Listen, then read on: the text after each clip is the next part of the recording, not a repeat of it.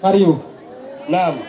Assalamu alaikum wa rahmatullahi wa barakatuh. Wa alaikum assalam wa rahmatullahi wa barakatuh. Reka tubanze dushimire uhoraho Allah subhanahu wa ta'ala. Yalla fi Allah. Amahoro n'imigisha yororokere ku mukiremwa ciza kitigeze gishavuza uhoraho intumwa y'Imana Muhammad sallallahu alayhi wa sallam. Hamwe n'abasagira ngendo biwe n'abayisilamu tuzogerageza kumukurikira kugeza ku munsi w'imperuka dusaba Allah adushire muri abarahuma amin. Amen. Ego ikigwa ni ciza cyane. Ni ciza kubera iki? Ikigwa ni ciza je cyane aryoheye. Kuko nabonye umwarimu ahaguruka azi ngo ndi umwarimu. Atangura kwitiranya ijini na shetani. Ahura wabigize bimwe cyane baratajya ntakiri. Yaramucanze. Kuko shetani aratandukanye n'ijini. Kweli. Ni ibintu bibiri bitandukanye. Kubera iki bitandukanye gutyo mwarimu? Amajini afise uko yaremwe, umumarayika afise uko yaremwe. Shetani ni sifa cyangwa indangura kintu y'umuntu akoze iki icyaha mu majini no mu bantu. Iyo umuntu akoze ikosa aritwa shetani, iyo jini rikoze ikosa riritwa nde? Shetani. Mucamuzana ngo ni mwarimu hagarara imbere y'abantu bangana gutya ingorane Kamaramaza. na kamaramaza je nk'uyu niyo hagarara imbere y'abantu kuko utaratahura ikigwa wonyene watoye naho wigisha wigisha amafuti acagenda muri Bibiliya wagiye kwigisha ahera muri Timote. Jini mu rurimi rw'Icyarabu ni ibiramwa by'impuhwe mu bitaboneka bijya byose bavuze ngo baganza ngo badayimoni ngo impuhwe mu mbibiki nziza zose byose biri mu migwi w'amajini mu rurimi rw'Icyarabu. Wewe warize Icyarabu wewe? Ibi biramwa byose bibi byiza byose kubera biramwa by'umwuka mu Cyarabu byitwa Jini. Jini tora Bibiliya ngaye prima dusome sigura amajambo agoye. Kirimo ijambo jini kiumbe kisionekana. Ni biramwa byaremwe n'iki? N'Imana. Ngo bahizi ngo majini ngo bageze abayisiramu wewe yabonye gute utari icyo? Kubera uri jini usanga ari kurimo wakibona mu Islam ko hari amajini kuko umuntu abona umuntu mugenzi wiwe ijini kabona rigenzi ryaryo.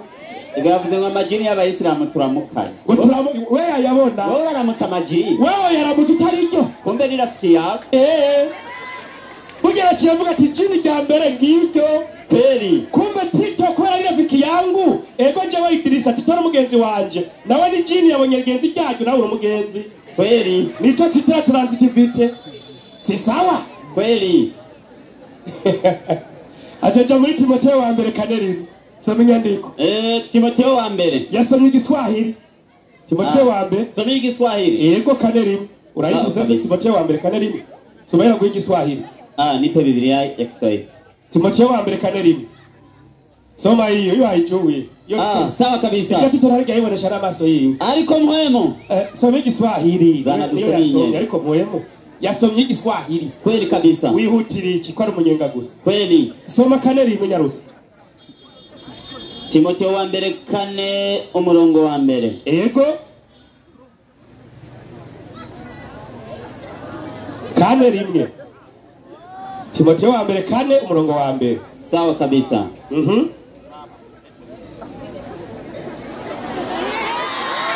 Wemsubiri.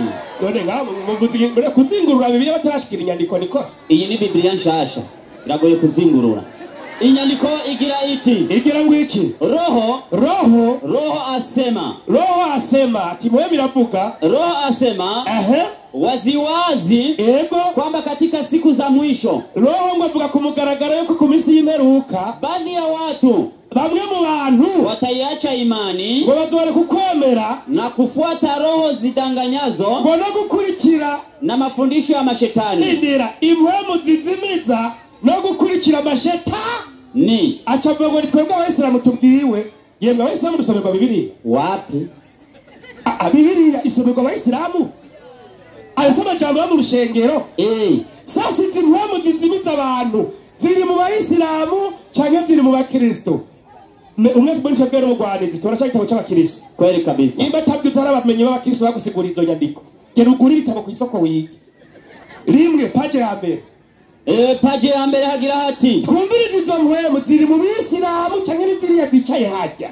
abapasitori benshi bagendera mu nzira zimwe Rusuferi yagenderamwo. none saba 1 2 3 4 5 6 7 8 9 10 hanyuma aba bose ngo biyebereye mu nzira Rusuferi agendera hanyuma bikagenda gute? hanyuma bakarangiriza mu buzima bwo kuzazanirwa. none sigaho ni bazazanirwa n'ibyabacanze mu gisabato nta gukora kumwiza Satani arimo mu gisabato y'Abisirayeli. Ego kumwiza Satani arimo no munsi kabisa. wayumvise niyo wumva abashehe oya Bibiri isomerwa abakirisu abazazaniwe mu babeshi n'abapasitori ukavuga ngo sibo. Yeremiya 5:6 Yeremiya 51 kabisa. ndayisome yisome 51 umurongo wa 6. ni mwebwe nabo nyene kabisa. inyandiko irababwira iti mwumvirize neza nimusubire kuza muravyegeka ku bayisilamu. wowe ari iwawe wegwana navyo we wihangana.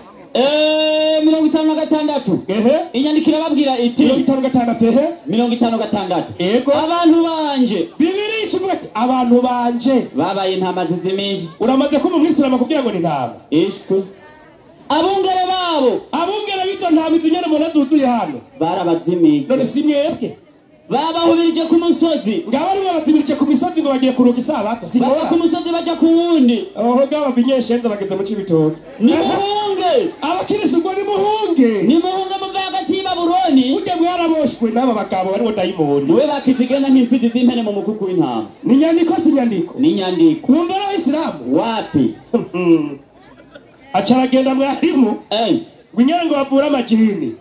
none uyavuye yasaze nikosa eka none mwe mu rushengero ngo toka shetani katika jina la Yesu. ntabayinjiye rero muragira bari kumwe mu rusengero. oya kumva amajini y'abagenzi y'Abayisilamu hajya murano basohoka shetani mu izina rya Yesu. amajini sohoka, abadayimoni sohoka, impwemu zihumanye sohoka. abari mu musigiti pasitori atubwira ko abayaje kurasohora mu musigiti. ni mu musigiti. none nyimba bayavura mu bw'Isilamu namwe mukayirukana ikosa riri hehe nuko ko abayinji. hama ikintu kiba ngenda kubwire ijini riba ahantu hariho hose nawe usanga ari ijini riba ahantu hariho hose n'ubu usanga ngaha mwicaranye nayo kweli kuko n'ibiremwa Imana yaremye udashobora kubonesha amaso yawe. nimba amaze kuyabona aratubwira acaragenda mwarimu ngo hari ijini ngo rya Kisilamu ziko yavuze raha za peponi paje 114 raha za peponi paje 114 ego kabisa. mu Bayisilamu no mu bakirisu hose amajina ashobora kugira gute kubayo. inasema ndabikwereka no kwa Yesu ko yarari kama walivyo binadamu nuko abantu bose bimeze.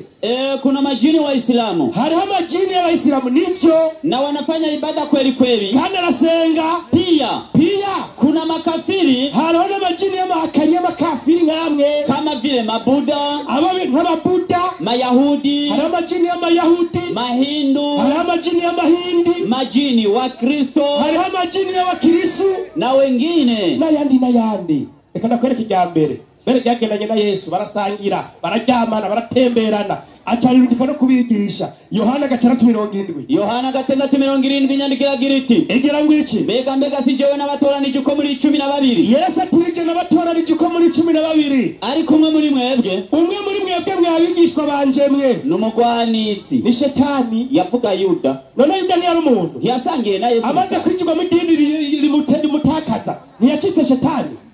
urapinga se yari yahawe ijini ribi acaganira na Yesu yabatera 10 bangahe 12. ubu rero Yesu ntabwenge yagiye byatora ijini arishira mu bigishwa biwe. yari umusatsi Yesu yagurumogi yari yaborewe tito nawe agacitsa ngaha ayi ni gorana ikibazo. Yesu nigeze umuntu mubi kandi yarabitse ko amajini ashobora kugira gute kuboka. kandi Yesu ati sinazanywe n'abagororotsi. acaragenda Yakobo kanini Yakobo 4 aho nafuse bihuye niyo nasomye kweli kabisa. Matayo 9 umurongo wo gushika ku 10 Matayo 4 niho yaciye yiruka arasemerera umvirize yego nukuri yari usabwe hari umwanya ni muto. Matayo 4 umurongo w'9 naam duhere 4 5 kandi 9 no yasomye sawa kabisa. ati ivyo byose ndabiguha. Shetani yabwiye Yesu ati ibyo byose ndabiguha niwapfukamira ukansenga. ngo niwapfukamira ukagira gute Ukansenga. abasenga bapfukamye hagati y'abakristo n'abayisilamu ni bande N'abakristo babyigiye kwande ba shetani. ari wende Shetani niwe yavyigisha ariko aravyigisha Yesu. abakristo bagaca bashira hehe Baca bashira mu ngiro. none wumva hagati ya twebwe namwe ni bande shetani amujama wabo Abo basenga uko bategetswe na shetani. reka si ico gusa heraho nyene gatanu Kane gatanu. naam Ubuno murwanizi shetani amujana mu gisagara cera. munyumvirize ijini ryagararije rashobora kwitwa shetani Kweli. si sawa Ego. yesu acahamagarwa n'umuntu yitwa shetani Kweli. n'ikiremwa cyitwa shetani Kweli. kiba kizimiza abantu kiba gikuru cy'ibose Kweli. gica kwa yesu ariko bigeze ku bayisilamu cyabaye ikibazo Yamujanye mu gisagara cera. ndindira bigeze ku bayisilamu byacitse iki ikibazo mugabo kwa yesu nta ngorane Kweli. banzura babana ba Bumva abo bantu batayobeye. shetani agiye atoye yesu umurizo yamujanye komeza inyandiko Amujana mu gisagara cera. Amuhagarika ku gatwe k'urusengero. ndindira shetani yesu agiye atoye shetani baka gapapuro fise mu ntoki acara atora yesu mwamutubwiye mu izina rya yesu birakoreka muka yesu byamunaniye kumwikura acara mudugana neza no ku gatwe k'urusengero ajana ku rusengero aterekako yamushira ku musigiti tuba tugowe betu waducanye kwa Muhammad gusijini kuza kumviriza nukuri igaca rigenda rikavuga iryo ryumvise ryabaye ikosa kwe ubwo kwa yesu kumunora akamudugana ku rushengero waho ntacu abwiye rifite muzoyiriha nakazi kawe komeza inyandiko amuhagarika ku gatwe k'urusengero aramubwira ati wabura umwana w'Imana ikororere hasi kuko byanditswe ngo ndindira ni bande bavuga ko Yesu ari umwana w'Imana n'abayisilamu n'abakristo ni bande wewe wumvise ukuntu bavyatakaze cyo mu bantu uwatanguye kubigisha ko Yesu ari umwana w'Imana mubarinde shetani kuma bisi imyemerere nka shetani ni bande nabo uramaze ko mwisana ko Yesu umwana w'Imana nituzi bangara ko shetani yabibigishije turabizi Imana iravyara kwirema bandanya harabandanya ego aramubwira ati niwabura umwana w'Imana ikororere hasi kuko byanditswe ngo azokuramiza abamarayika kumba amajini nayo arafise ubwenge kandi arazi iby'Imana aranatahura iby'Imana ikora kweli kuko n'amajini mu gihe ca Yesu umupasi wabo shetani yaramenye yuko Imana iragize abamarayika nde Yesu none numva ko yemera Imana kwa masiramu n'amasiramu yemera Imana none nyimba yemeye Imana akamenya ko Yesu aragizwe abamarayika wese ibyo wemera sibyo wemeye none numva ko yemera nka wewe none yemeye ngo nikiri nyiriso ariyo byakwigishije ko ari n'umwana w'Imana cyawe ngiye kavuga ati nimwemera Imana imwe rudake cyangwa nanjye ndabaye musira urari buzasi no wariremye bana inyandiko harabandanya ego ngo kumbura ntutitare kwibuye kabisa Yesu aramubwira ati Yesu acamubwira ngo iki byongeye handitswe ngo ntukagerageze uhoraho Imana yawe wumva mwe ntukagerageze jewe eka yawe ati ntukagerageze uhoraho Imana yawe si sawa bandanya inyandiko harabandanya yongera kumujyana ku musozi uhagaze cyane acamujyana yo kundi musozi aramwimura ati Yesu ndabona ngaha ahasi heza ku rushengero ndabona umenga ni ngorane jewe shetani yuko urantahura ngo nakwereka igisagara rero amwereka ubwami bwose bwo mu isi n'ubwiza bwabwo shetani yarazi ubwenge bwose n'ibintu byose biri mu isi wowe ushobora kuba ko ikintu ritemera gutarizi ibyo mu isi byose ingene bimeze kandi ariko aratemberana na Yesu ubeko barabara rifite ati ibyo byose ndabiguha acabwira Yesu ati ibyo byose ndabiguha niwamfukamira ukansenga ngo niwamfukamira ukagira gute ukansenga Yesu acamubwira ngo iki buno Yesu aramubwira shetani ati mvako satani kuko ariko yaramuriko kuko byanditswe ngo uhoraho Imana yawe Yesu arikabwira ibwirizwa rya mbere shetani ariko arayigisha kwemera iki Imana na Muhammad acayigisha amajini kwemera iki Imana ikosa riri mu mutwe kwa acamubwira ngo iki ati uhoraho Imana yawe abari usaba yonyene Yesu ariko arigisha shetani gusaba iki Imana iyo amwemerera yacaba mu idini riri yari gucaba umuti yacaba umudipe ndatakwera ko yari umudipe mu nyuma ariko sawa yarindira mwarimu nge namaze kubona ikibazo aho kiri sawa ego nukuri ibi rero kwigisha amadayimoni kumenya Imana ntako sarirabamwo kuko amadayimoni cyangwa amajini byose ni biremwa by'Imana kandi byose bitegetswe kuba uhoraho Imana rugira kandi Islam bisigura kwicisha bugufi munsi y'amategeko y'Imana. iyo uciye bugufi munsi y'amategeko y'Imana baye umuki Umuyisilamu. titi ngora gutoza shahada uyoboke reko ni mwijini eka w'iryo ni jini ribi. Kerega ariko yakuvugisha mu majambo yose acaca mu Balewi kweli ngo ntuzosubire kubagira amaki amajini wewe urasoma Bibiliya wewe aho nyene mu Balewi 16:8 gitabo c'Abalewi naam 16:8 umurongo uwo 8 kabisa Abalewi 16:8 nyarutsa kweli kabisa.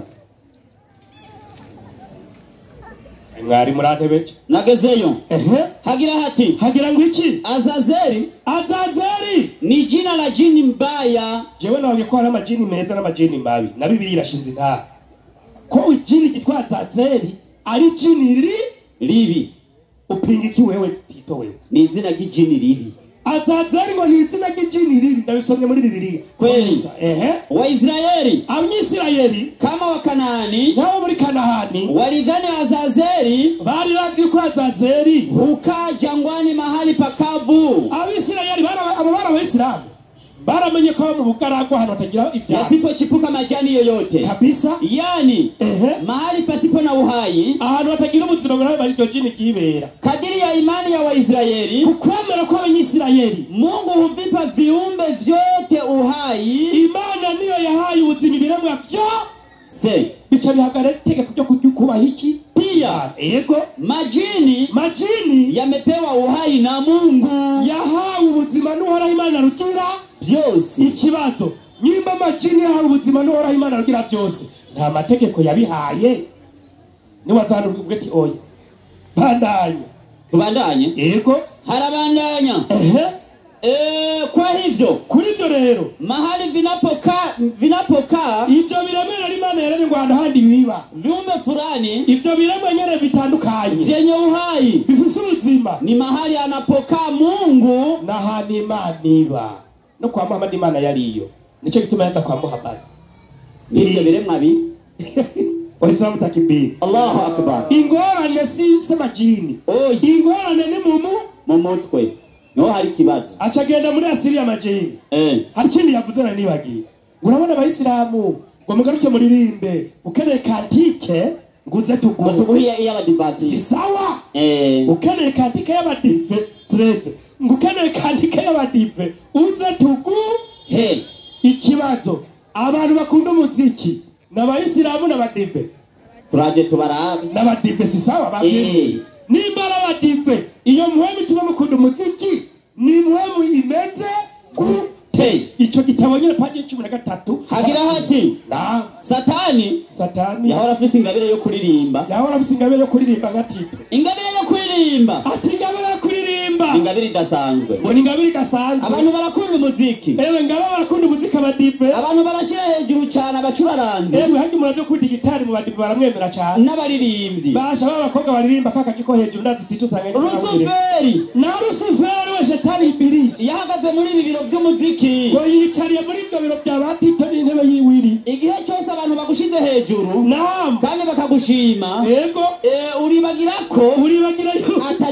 atacuri mu byukuri mperutse guhura n'umurongozi w'abaririmbyi akomeye cyane yego yahenzwe no kwiyumvira ko hari icyo amaze kandi atari ibyo igihe bamukura ku gatuti katumye amenyekana yacitse ishami yaciye ishami rimwe bamukura ku gatutu katumye amenyekana yaciye ishami ryumye ntiyaba agishoboye zinguru inyuma nyarutse ariko gukora ikintu kimwe gatubandanye ariko rubere hajya inyuma abacuraranzi bafise ingabire n'abaririmbyi bacika ubusa kubera mwamaze kuzimira abacuraranzi benshi rero abantu mucuranga umuziki mu ngoro y'Imana bafise ingabire bahindutse amashami yumye nka Rusuferi